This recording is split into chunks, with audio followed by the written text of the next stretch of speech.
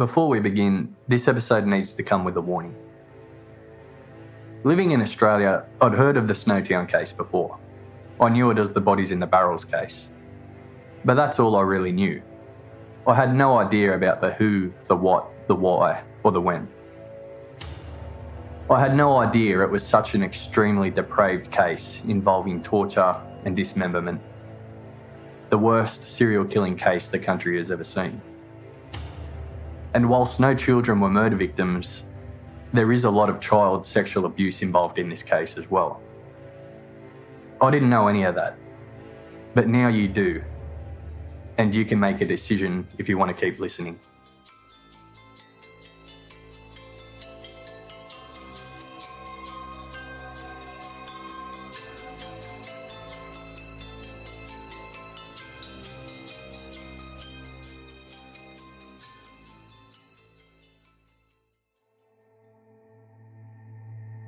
John Bunting was born on the 4th of September 1966, near Brisbane in Queensland.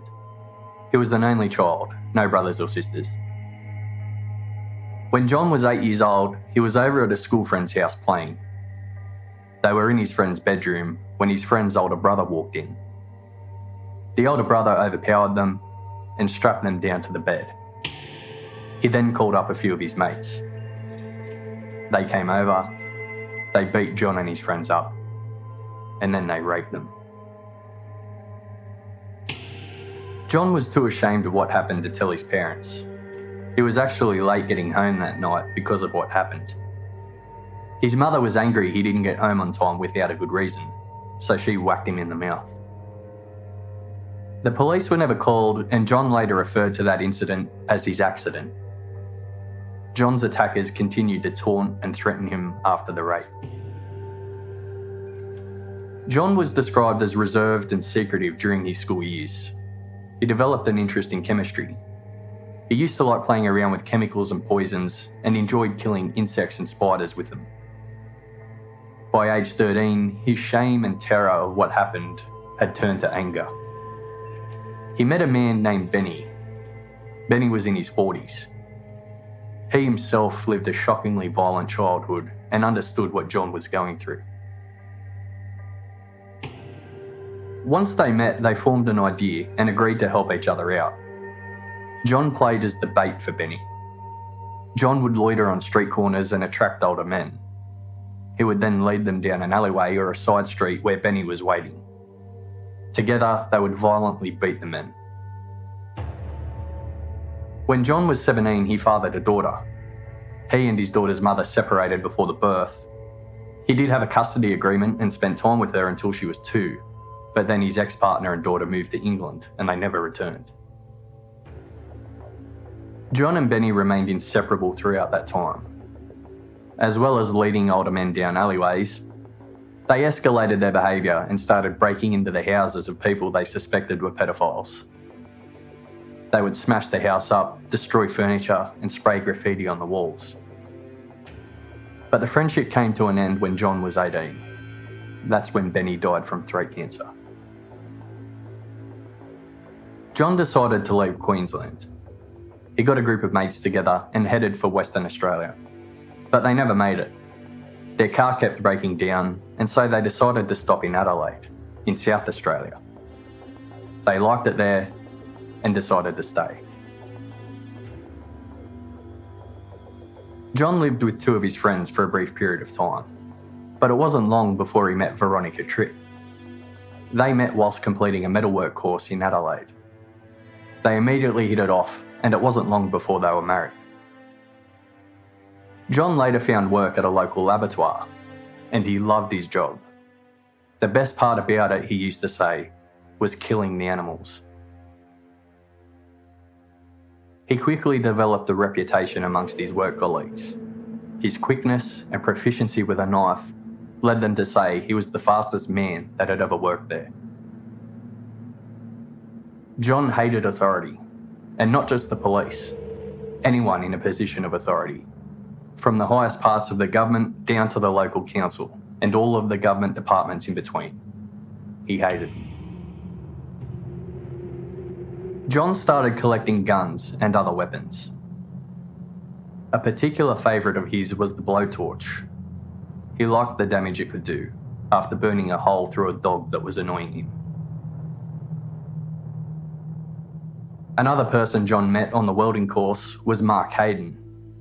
Mark Hayden was a man who never said much. He had very little education and was a bit of a drifter through life. He just sort of existed with no real purpose. His mother suffered from schizophrenia, and she was in and out of hospital her whole life. Mark was the primary carer for his father, and that's how he survived, by receiving a fortnightly carer's pension from the government.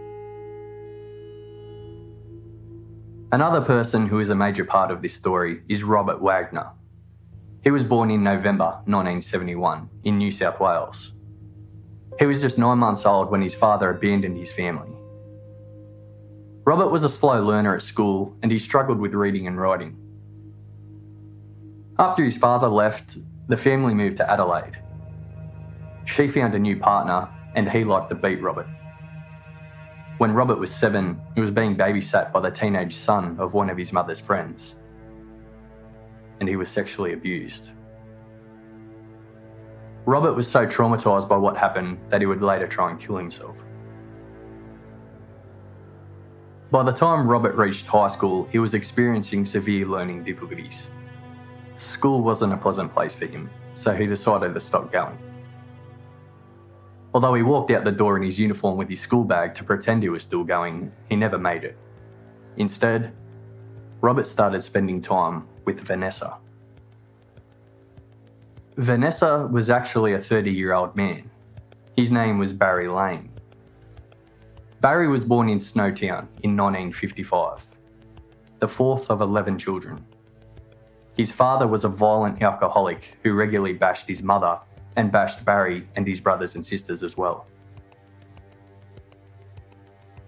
Barry's upbringing was harsh and joyless. Barry struggled to fit in anywhere, described as odd. He tried to escape his harsh and joyless life by pretending to be somebody else. He was 9 years old when he started dressing up as a female. He called himself Vanessa. He started putting on earrings and stockings and skirts. Initially, he would only dress up in private, but by age 15, he was out walking around in public, in dresses, high heels, and lipstick.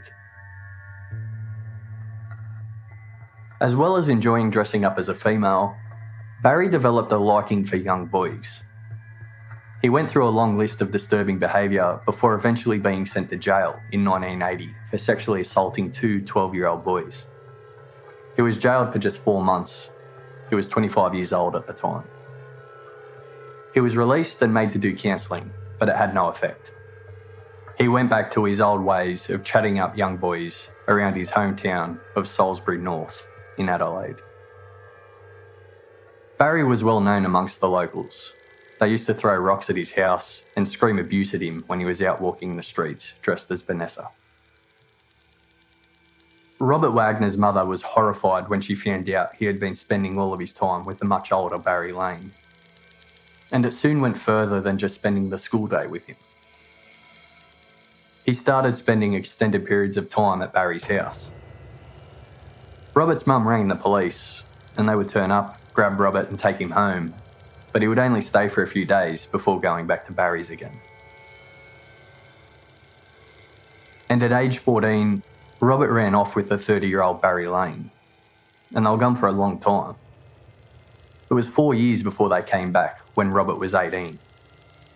They were in a full-blown relationship and moved in together at a house in Salisbury North. Their house was directly opposite a school. By now, Robert had developed extreme neo-Nazi views and he idolised Adolf Hitler. Robert did seem devoted to Barry though. They referred to each other as love and were often seen holding hands together around town. Robert introduced Barry to people as his fiancée. Despite their apparent devotion to each other, the relationship was anything but rosy. Neighbours reported that violent arguments were a common feature